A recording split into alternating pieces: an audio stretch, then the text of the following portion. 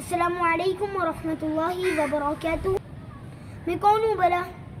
کون ہوں میں آپ بتاتا ہوں میں کون ہوں۔ زیرو، کوئی بھی نہیں، کوئی ویلیو نہیں ہے میری قطعاً۔ اگر آپ دوسروں سے میرا مواد نہ کریں، تمام تعریفیں صرف اللہ کی، تمام تعریفیں اللہ کی۔ میرے ہاتھ میں تو نہیں ہے جنت یا جہنم، میرے ہاتھ میں نہیں ہے آپ کا غم، آپ کی خیر، آپ کی خوشی۔ مجھے نہیں پتا ہمارے ساتھ مرنے کے بعد کیا معاملہ ہونے والا ہے، یہ سارا کا سارا صرف اور صرف اللہ کو پتا ہے۔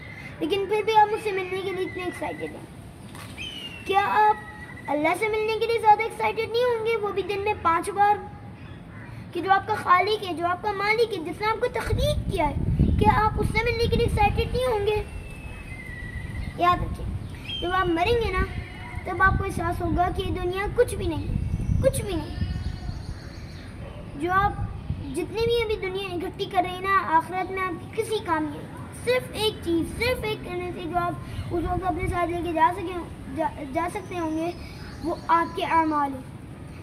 اور جب آپ قبر میں پہنچیں گے نا تو ایسے ہی ہوگا کہ آپ اس پوائنٹ سے آگے کوئی چیز نہیں لے کے جا سکتے، چاہے آپ کے اچھے اعمال ہوں یا برے کے برے۔